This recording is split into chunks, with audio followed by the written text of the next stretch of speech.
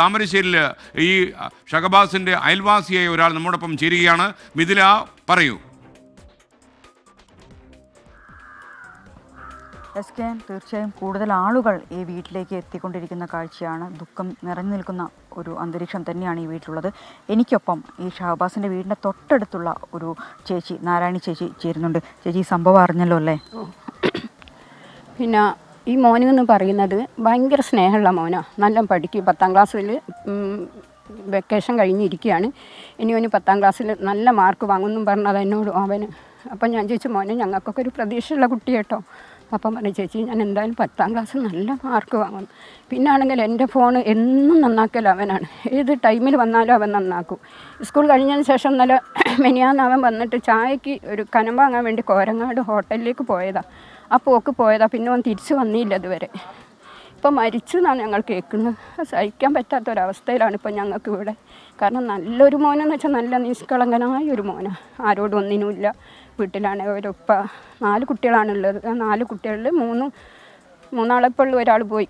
അവന് പിന്നെ 4 കുട്ടികളെയും അവരൊപ്പം എന്താ ചെയ്യലോ, മുറ്റത്തേക്ക് പോലും ഇറക്കാൻ ഇഷ്ടമല്ല. ഒരു വീട്ടിൽ പോകണതോ വേറൊരു കാര്യത്തിനൊന്നും അങ്ങനെ വളർത്തിക്കൊണ്ടുവരുന്നത് ആ മോനെ. അപ്പം അങ്ങനെ വളർത്തിക്കൊണ്ട് നടക്കുന്ന മോനാണ് ഇങ്ങനൊന്നും സംഭവിച്ചത്. ഒരിക്കലും ഞങ്ങൾ വിചാരിച്ചില്ല അങ്ങനെ സംഭവിക്കുമെന്ന്. ഞങ്ങൾക്ക് നമ്മുടെ നാട് പോകുന്ന ഒരവസ്ഥയാണ്, കുട്ടികൾ തമ്മിലുള്ള സംഘർഷം.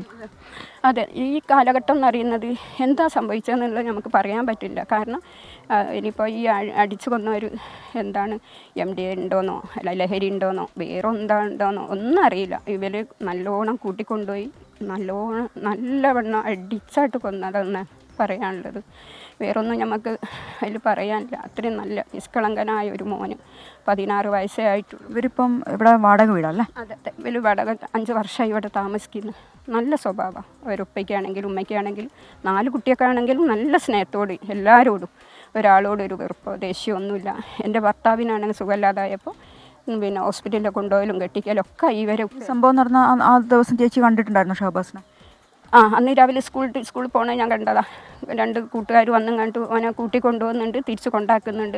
ഇതിലെങ്ങനെയാണ് പോവുക? ഞങ്ങളെ മുറ്റത്തൂടെയാണ് പോവുക. അങ്ങോട്ട് കൊണ്ടുവിടും ഇങ്ങോട്ട് കൊണ്ടുവിടും. കൊണ്ടുവിടുന്ന സമയത്ത് ആവശ്യത എന്തെങ്കിലും തോന്നിയിട്ടുണ്ടോ? ഇല്ല. അപ്പോൾ പക്ഷേ വൈകുന്നേരം സ്കൂളിൽ കഴിഞ്ഞ് വന്നതിന് ശേഷമാണല്ലോ, വൈകുന്നേരമാണല്ലോ ഇവനെ കൊണ്ടുപോകുന്നത്. എങ്ങനെ പിന്നെ വൈകുന്നേരം ചായക്കുള്ള കടി വാങ്ങാൻ വേണ്ടി കോരങ്ങാട് പോയപ്പോൾ അവിടുന്നാണ് അവനെ കൂട്ടിക്കൊണ്ടുവന്നത്. ഇവർ കാത്തിരിക്കുന്നത് എന്താണെന്ന് വെച്ചാൽ പലഹാരങ്ങൾ ഇപ്പം കൊണ്ടുവരും, ചായ കാച്ചി ഇരിക്കുകയാണ് ഇവർ. അപ്പം കേൾക്കുന്ന ഇങ്ങനെ അവന് രാത്രി വന്ന് ഇവർ കാണാനായിട്ട് അന്വേഷിച്ച് പോയപ്പോൾ ഈ കൊണ്ടുപോയ പയ്യൻ തന്നെയാണ് തിരിച്ചു കൊണ്ടുവിടുന്നതും. എന്നിട്ട് ഇവിടെ വന്ന് അവന് ഭക്ഷണം കഴിച്ച് കിടന്നപ്പോഴേക്ക് തന്നെ അവന് അസ്വസ്ഥത വന്ന് മയങ്ങിപ്പോയിട്ടുണ്ട്. ആ മയക്കം പിന്നെ അവൻ ഉണർന്നിട്ടേ ഇല്ല ഇന്ന് വരെ. അതാണ് അവൻ്റെ അവസ്ഥ. നല്ല കുട്ടി എന്നാണ്. തീർച്ചയായും SKN, ഇതാണ് തൊട്ടടുത്ത വീട്ടിലെ ചേച്ചിയാണ്, നാരായണി ചേച്ചിയാണ് പറഞ്ഞത് ഷഹബാസ് എങ്ങനെയാണ് ആ വീട്ടുകാരോടൊക്കെ എല്ലാം, ഷഹബാസിൻ്റെ പെരുമാറ്റം എങ്ങനെയാണ് എന്നതുൾപ്പെടെയുള്ള കാര്യങ്ങളാണ്. അതുപോലെ കൂടുതൽ ആളുകൾ ഇങ്ങോട്ട് നമുക്കിപ്പോൾ ദൃശ്യങ്ങൾ കാണാം. ഇത് വാടക വീടാണ്. കഴിഞ്ഞ 5 വർഷമായി ഇവിടെയാണ് താമസിക്കുന്നത്. തൊട്ടടുത്ത് ചുങ്കത്ത് വീട് പണി നടക്കുന്നുണ്ട്.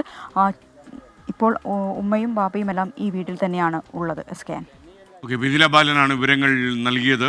അയൽവാസികൾ പറയുന്നത് പോലെ കുട്ടി എത്രമാത്രം നല്ല കുട്ടിയായിരുന്നു എന്ന് നമ്മൾ അറിയുന്നു.